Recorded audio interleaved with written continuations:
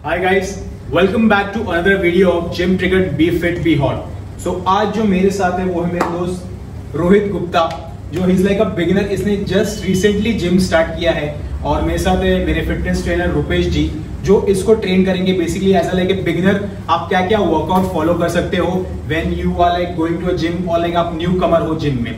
So without wasting any time, let's begin the video.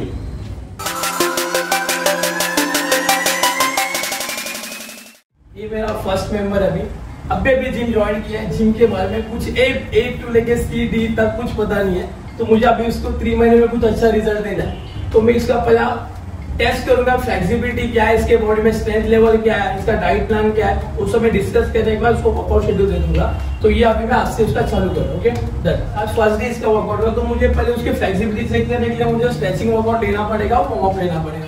तो warm up के मैं सब अभी 5 रेपिटेशन का वार्म अप लेता हूँ, उसके बाद में अपन वेट चालू करेंगे। तो फर्स्ट है दोनों हाथ शोल्डर के ऊपर रखना है, बैक हाथ रखना और रोटेट करना है।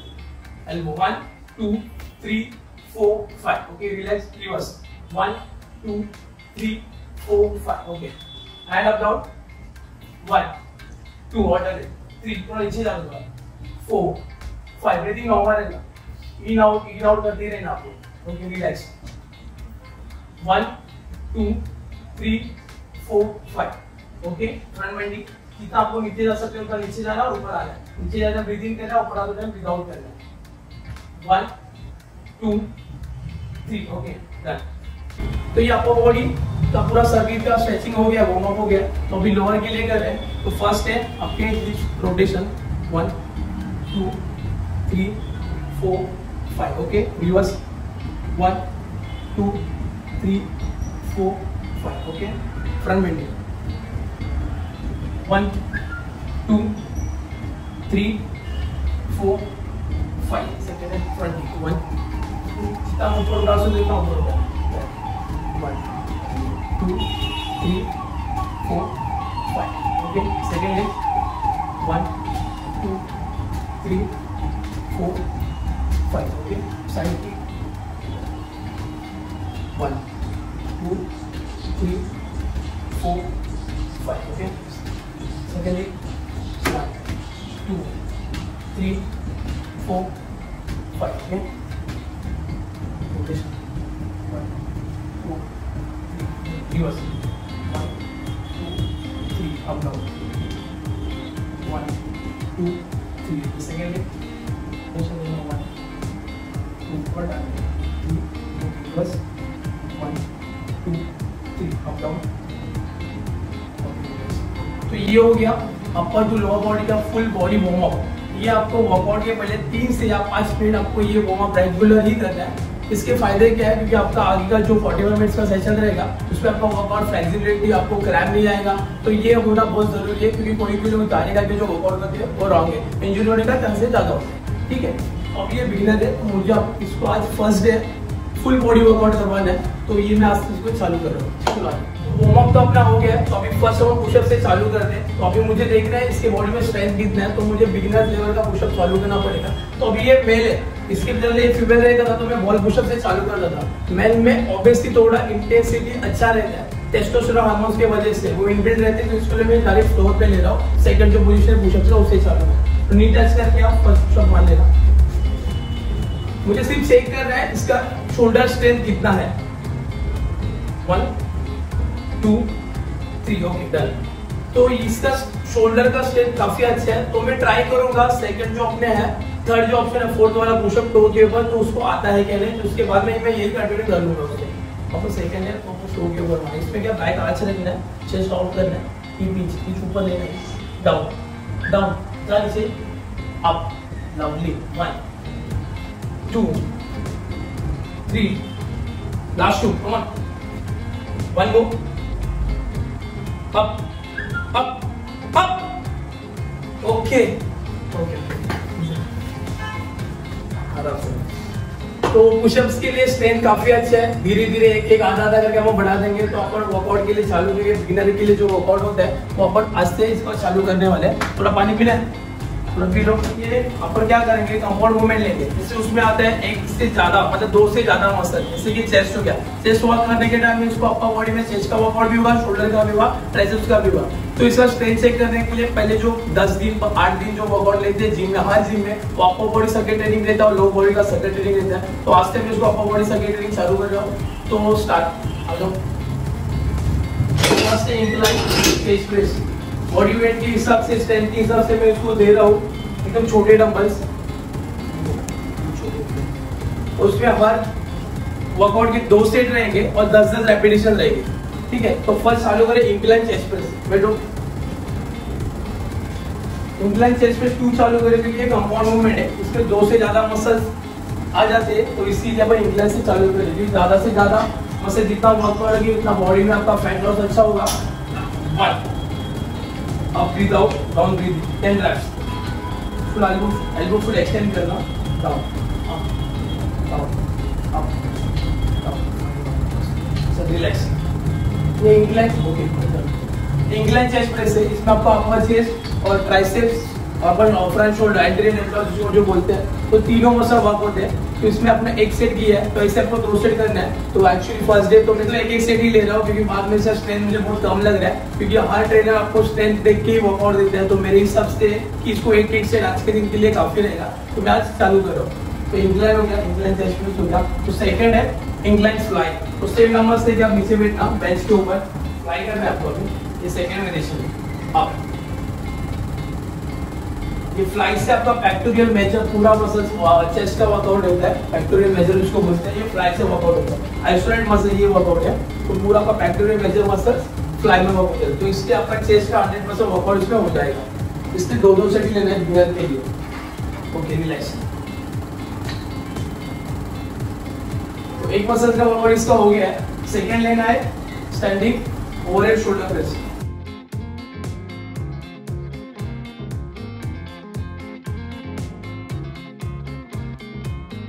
तो शोल्डर भी होना चाहिए, शोल्डर के अंदर भी नहीं और बाहर भी नहीं। जो आपके पैर है ना, इतना निश्चित मिनिमम तो होना ही चाहिए। इससे क्या होगा, आप जो वेट उठाते हो ना, तो आपको बैलेंस मिलेगा बॉडी में। अभी डिस्टेंस जितना कम होगा ना, तो आप वेट उठाते हो, आपका बैक यूज होगा, आपका इरेक्टर स्पाइन यूज होगा, तो आपका बैक पेन होने के चांसेस ज्यादा होते हैं। तो ये जो डिस्टेंस है ना, तो बॉडी बैलेंस रहता है।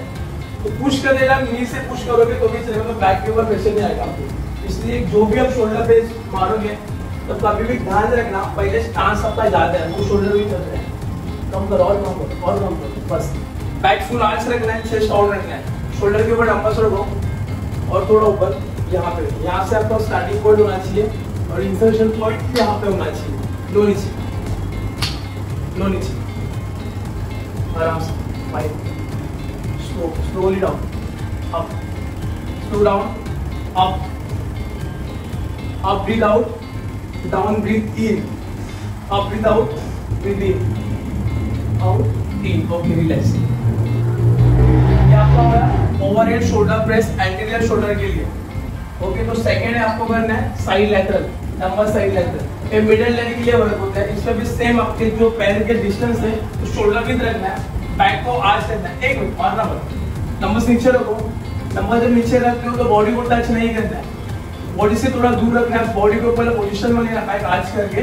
आपका बैक आर्च नहीं है, आप एकदम लूज बॉडी रखो, कोर को टाइट रखना है, फुल टाइट रखना, चेस्ट को आउट रखो। ये पिंच करना, हां एल्बो स्लाइटली बेंड, मोर up, elbow down, good form, up, slowly down, up, down, good form, relax. ये हो गया side lateral workout middle leg के लिए। तो आपके 2 शोल्डर के मसल वर्कआउट हो गए, तो बिगिनर के लिए 2 मसल काफी है। तो ये शोल्डर की वर्कआउट हो गया, आपको डंबल्स रखना है। अभी थर्ड आपको वर्कआउट ले रहे हैं लैट पुल डाउन बैक के लिए। तो डंबल्स रखो नीचे। तो लैट पुल डाउन का जो पोजीशन है काफी लोगों को पता नहीं है, कैसे भी बैठते हैं, फिर लॉक करते और मारते, तो इसमें चांसेस है लोअर बैक पेन करना।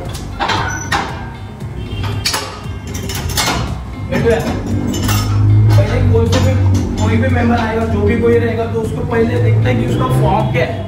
अभी आप बैठे हो तो कोई लोग सीधा आके बैठ जाते हैं, रॉड लेके मारते हैं, मगर ऐसा नहीं है। पहले आप जब बैठोगे तो आपका ये रॉड है ना, ये बराबर सर के नीचे आना चाहिए, यहाँ पे मिडल में। तो आपका ये जो पोजीशन है बैठने का वो प्रॉपर है।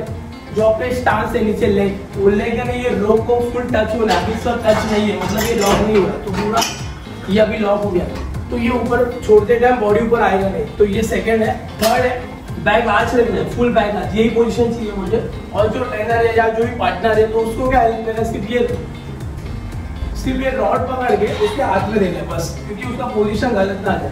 और ये जो डिस्टेंस है, कोई लोग क्या करते हैं ऐसे, कोई लोग पहले से बोलते हैं कि ये रॉड पकड़ोगे तो आपका विंग्स अच्छा होगा, तो कुछ नहीं है, इसमें एक ही है, आप लैट पुल डाउन करोगे उसका पोस्टर प्रॉपर होना चाहिए, आपका जो ग्रिप है ये शोल्डर के थोड़ा ऊपर होना चाहिए, अंदर पकड़ना, वाइड में शोल्डर में डिस्टेंस होना चाहिए बस। Okay, grip full tight, thumb ये राउंड में होना चाहिए, कोई भी लोग ऐसे पकड़ते हैं तो उसमें रॉड छूटने का चांसेस ज्यादा है, तो इसलिए ये थंब पूरा अंदर, तो ग्रिप आपका जितना प्रॉपर होगा, जितना वेट आप लोगे वो लाइट लगेगा। बैक हाथ छोड़ो ऊपर, पहले लो नीचे, ये पुल कर देना, चेस्ट अपर चेस्ट को स्लाइटली टच करके ऊपर छोड़ो और पुल फास्ट करना, स्लोली अप करना, स्लोली अप, और पुल कर देना, ब्रीथ आउट करो, और ब्रीथ आउट ब्रीथ इन आएगा, ब्रीथ आउट माउथ से करना, इन नोज से करना,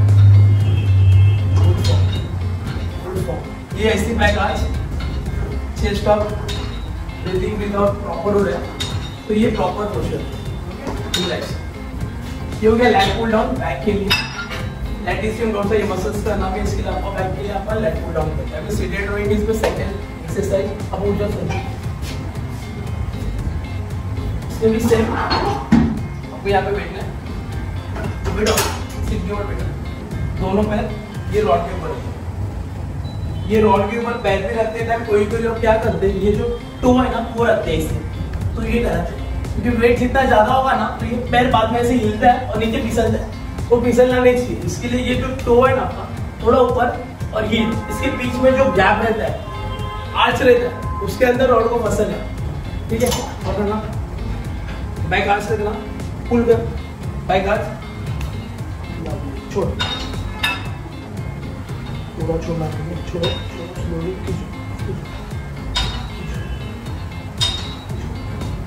इसमें भी पुल कर देना, breathe out in, out in, back arch out in. इसमें क्या होता है, फर्स्ट इससे मारा तो ये छोड़ा, तो इससे मैंने टच किया, टच करोगे तो जो कंटिन्यू टेंशन आता है ना मसल्स के ऊपर, तो रिलीफ हो जाता है, तो वापस जो मसल बोलते हैं ना ब्रेकडाउन होना चाहिए, मसल ब्रेकडाउन होने के बाद पूरा थकना चाहिए, फेलियर आना चाहिए, वो आएगा नहीं, क्योंकि इसमें रिलैक्स हो रहा है मसल, तो कंटिन्यू जितना टेंशन दोगे ना, पुल, हर मशीन का वर्कआउट है, जितना आप नॉन स्टॉप मारोगे उतना मसल को कंटिन्यू टेंशन मिलके उसका ब्रेकडाउन होगा, फिर हाइपोट्रोफी होगा, फिर मसल डेवलप होगा। हर मशीन का वो पुली होने दो, टाइटेप होने दो, लैट पुल डाउन होने दो, या केबल क्रॉस होने दो, वो सब, इसलिए ये फॉर्म प्रॉपर है, रिलैक्स। तो ये बैक के दो मसल के, बैक का मसल का वर्कआउट हो गया इसका। और अभी अपन ले रहे हैं बाइसेप वर्कआउट, अपर बॉडी के लिए जितने भी मसल्स है उसके दो सेट करना है। तो अभी बाइसेप्स के लिए अपन जा रहे हैं डंबल्स इंक्लाइन कर, तो इसमें बाइसेप्स में दो मसल्स है, बाइसेप ब्रैकियोलिस्ट, बाइसेप रेडियलिस्ट। तो बाइसेप ब्रैकियोलिस्ट वर्क होगा डंबल्स कर्ल से, जैसे अपन स्टैंडिंग मारते हैं, इंक्लाइन पे मारोगे तो आपको 100% बाइसेप ब्रैकियोलिस्ट वर्क होगा। इसके नॉर्मली मुझे ऐसी लगता है जो भी वर्कआउट करे इंक्लाइन डंबल प्रेस को छोड़ना ही नहीं चाहिए, तो इंक्लाइन डंबल प्रेस आपको मारना है, छोटे डंबल से ना बेटा होने। इसमें क्या करना है, आपको पूरा बॉडी रिलैक्स नहीं करना, थोड़ा सा ऊपर लेना है, बैक को आर्च रखना, हाँ यहाँ पे गैप होना चाहिए, ये पूरा हैंड जाना चाहिए अंदर, बस ये आर्च हो गया। डंबल्स को नीचे छुओ, ऐसे नीचे छोड़ो और ऐसे ही पकड़ना, और ये एल्बो को पीछे की तरफ भी रखना है, और बाइसेप्स तो आपको डंबल्स दोनों साथ में, देखो आपका एल्बो थोड़ा आगे आ रहा है, एल्बो आगे नहीं आना चाहिए, एल्बो को पीछे रखो, डंबल्स अप करना, dumbbells up, dumbbells up, up up up, slowly down, up, ये प्रॉपर पोस्चर इंक्लाइन डंबल्स करेगा। तो इससे क्या हो गया, आपका बाइसेप्स हो जाएगा, जो बाइसेप्स के दो मसल होते हैं ब्रैकियोलिस्ट और रेडियलिस्ट, तो बाइसेप ब्रैकियोलिस्ट के लिए ये वर्कआउट 100% वर्क करने के लिए ये वर्कआउट सबसे बेस्ट है। इसका आपको दो सेट करना है, 15-15 के करना, या इंटेंस आपका उसका स्ट्रेंथ देख के 10-10 के भी दो सेट दोगे तो भी चलेगा। अभी फर्स्ट डे तो मैं 10-10 कर रही हूँ, तो अभी रिलैक्स, ओके। तो इसके दो सेट करने हैं। सेकेंड है हैमर करना, हैमर कर से आपका रेडियलिस्ट वर्क होगा, जो बाइसेप्स के लिए ब्रैकियोलिस्ट और रेडियलिस्ट ये मसल्स, तो हैमर कर से आपका वो वर्क होगा। तो आपको सेकेंड मसल वर्क करना है, स्टैंडिंग खड़े रहना, same shoulder with distance, back arch chest out. कोई भी बंदे को back arch chest out hip pinch ये सब पता नहीं चलता तो उनको पोस्टर पे हाथ लगाना नॉर्मल बताना सर जी। बैक आर्च ये होता है, चेस्ट को आउट रखना है, हिप को स्लाइटली पीछे लेना है, स्टमक को फुल टाइट रखना है, कोर को जितना कोर टाइट रखो तो आपका कोर आगे आएगा। जो प्लैंक के पोजीशन में रहते हैं ना, सेम पोजीशन स्टैंडिंग खड़े रहना है बस। और हर वर्कआउट का देना है वही मसल्स को आपको कंसंट्रेट करना है तो ही वर्क होगा। इधर देख के उधर देख के झुक के मारना नहीं है तो मसल का वर्कआउट कुछ नहीं हो रहा है। आधा बॉडी आपको खाली हैवी करना उसको उठाने के लिए, ठीक है।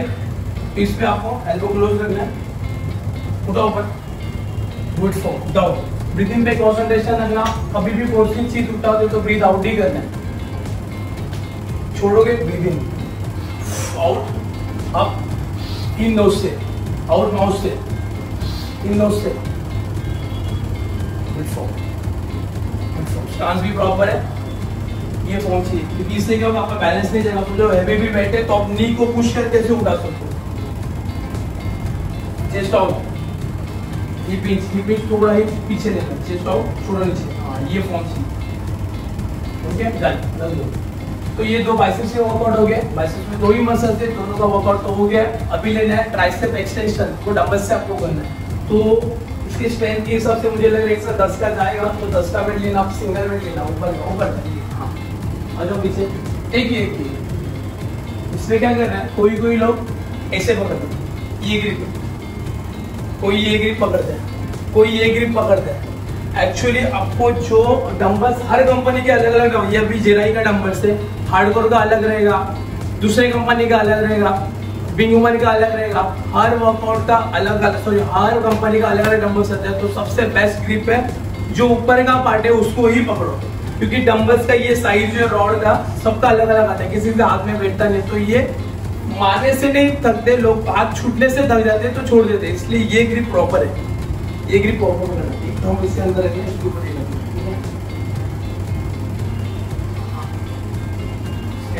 सामने सेम शोल्डर भी डिस्टेंस, बैक आर्च, उठाओ डंबल्स ऊपर, डंबल्स फुल ऊपर लेना, पहले ऊपर एल्बो को बैंडिंग नसते कि जितना आपके है ना बॉडी की तरफ एल्बो रहेगा ना उतना रखना है। सब वाइड बात रखो, नीचे लेके जाओगे ना तो डंबल एक ही लाइन में नीचे लेके जाना, वहां पे ही उठाना। कोई भी लोग ऐसे आगे लेके आते हैं तो वो रॉन्ग है। लो नीचे डंबल्स, एल्बो बेंड करो, एल्बो बेंड करो, एल्बो बेंड करो, नीचे आने दो डंबल्स, नीचे आने दो डंबल्स, और नीचे आने दो, और नीचे आने दो, अब बस यहाँ तक उठाना है। कोई भी लोग क्या करते हैं ऐसा आगे लेते तो वो रॉन्ग है। लो नीचे, अप, बस डाउन, एल्बो क्लोज रखना है। और एक दूसरी बात है, एल्बो किसी किसी को क्लोज नहीं रहता है तो बंदे लोग क्या करते हैं, पार्टनर लोग ये दबाते हैं, तो इससे क्या होता है इंजरी होने का चांसेस ज्यादा है, क्योंकि इसका फ्लेक्सिबिलिटी कम है। ऊपर से उसको दबा तो इंजरी, शोल्डर इंजर्ड हो जाएगा, रोटेट कफ इंजरी हो जाएगा। तो रिपेयर के लिए 3 महीना मिनिमम तो चाहिए। तो जो वर्कआउट हो रहा है तो वो भी नहीं होगा। तो नेचुरली जितना जा रहा है उसका जाने दो, धीरे धीरे फ्लेक्सिबिलिटी बढ़ेगी तो उसका फॉर्म प्रॉपर हो जाएगा। एक दिन में फॉर्म कोई नहीं सीखता। और ऊपर लेना है, रिलैक्स, ट्राइसेप एक्सटेंशन हो गया। और सेकंड लेना है उसको push down, fully push down, शुरू हो।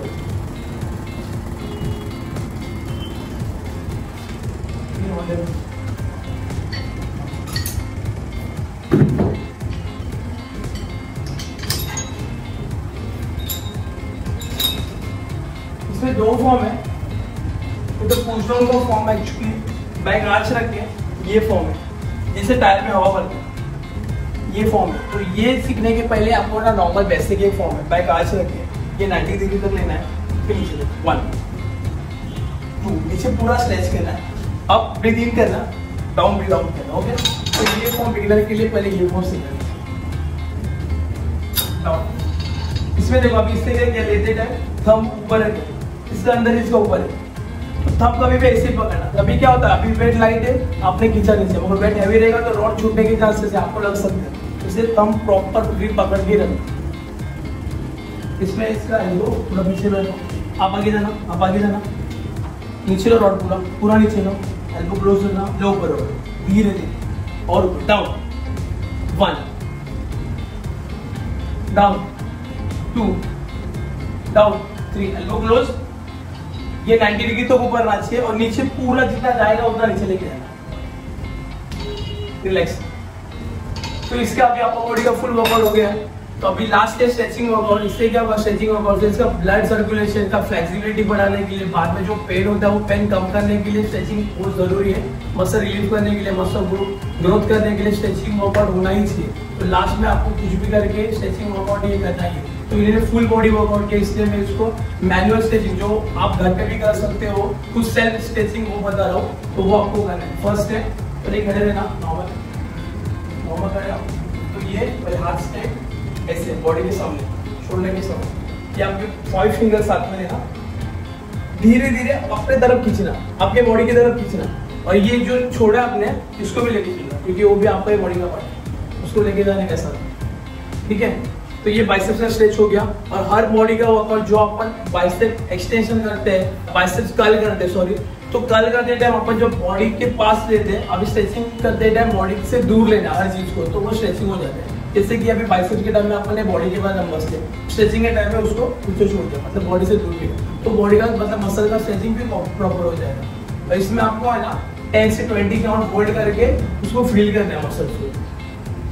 ठीक है, तो इस सेकंड हैंड को भी से वैसे ही करना है, स्ट्रेट वॉच से 5 फिंगर लेके बॉडी की तरफ खींचना।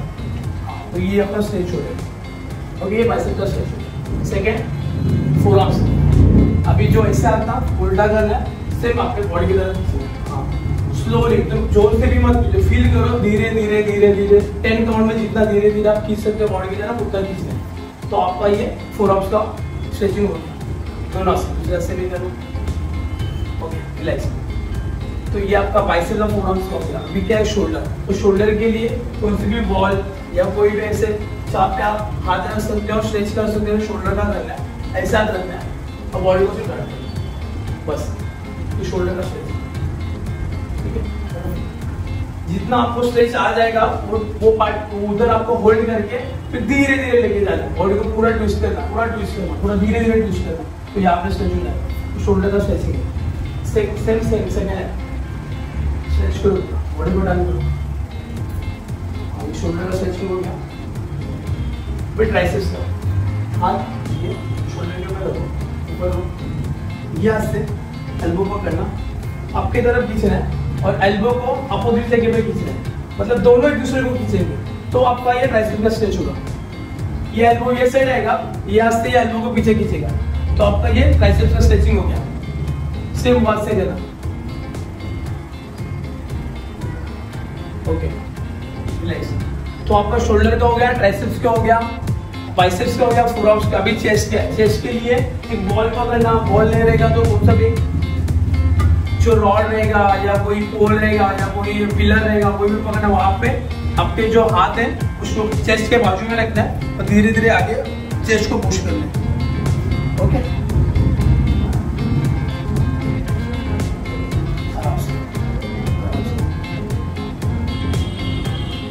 चेस्ट को फील करना। सेम सेकंड वो साइड फेस करो। हाँ, ये हाथ शोल्डर के बाजू में नीचे थोड़ा ऊपर देना, बस। चेस्ट का स्ट्रेचिंग हो गया। ओके, अभी बैक का शोल्डर में डिस्टेंस, हाथ आगे पुश करना, हिप से बॉडी को पीछे लेना, ऐसे